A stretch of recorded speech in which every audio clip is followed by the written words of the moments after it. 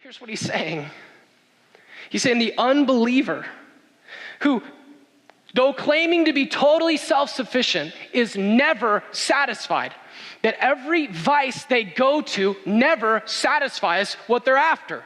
It doesn't deliver on what it promises. It's like a mirage. Here, have some alcohol. This will satisfy you. And you're like, well, it's not doing it. It's temporary and it's wearing off. And so you have more alcohol because that's got to be the answer. And you just continue to consume and consume and consume. And you recognize, look at how much they're consuming. Their greed is as wide as Sheol. More money, more stuff. It never has enough. He gathers for himself all of these possessions, all of these trophies. Look how great I am, and it doesn't satisfy the human heart. This is screaming to the one who hasn't put their faith in Jesus. Your life isn't working, and it's not gonna work.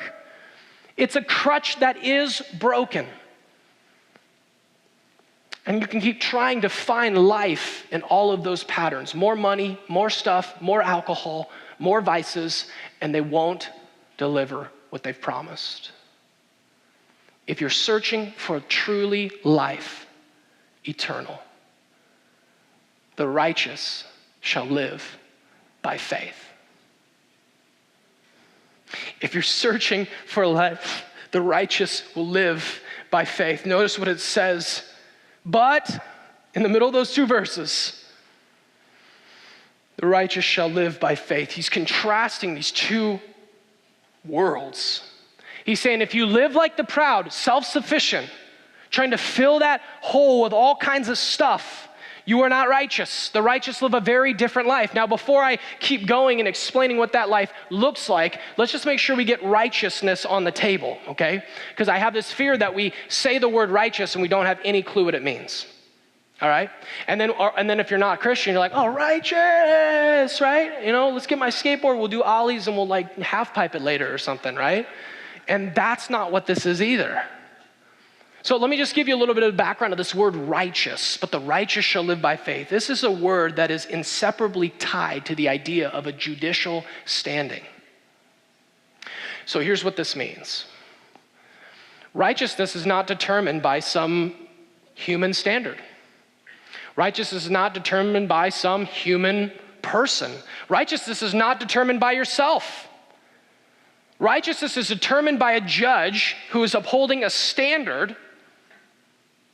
And of course, in this case, God himself is speaking. And so true righteousness is being righteous before God as your judge.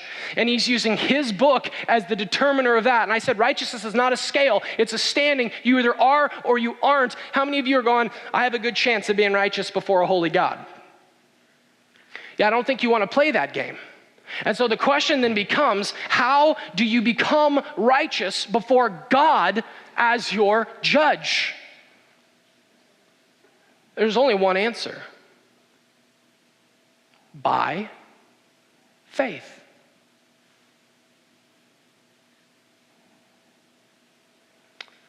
You're like, oh great, I got faith.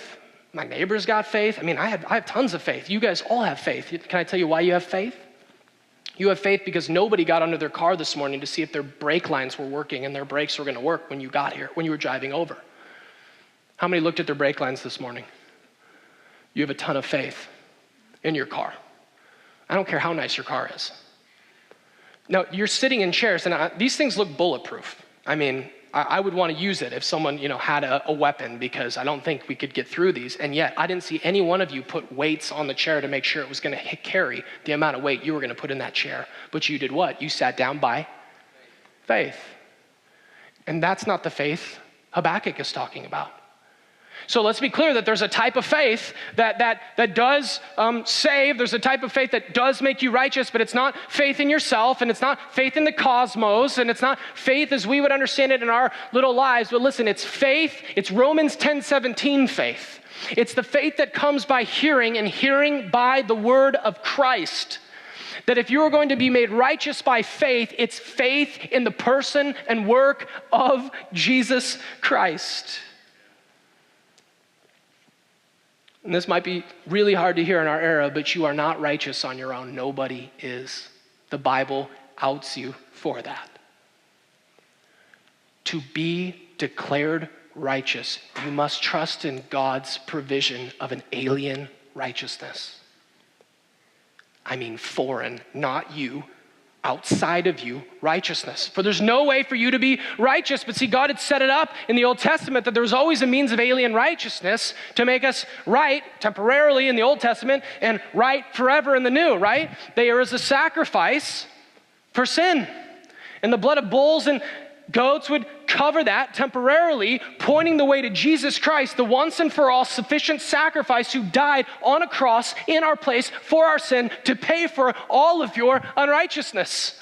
And if you're to come to a truly saving faith, you must put your faith in his work on your behalf.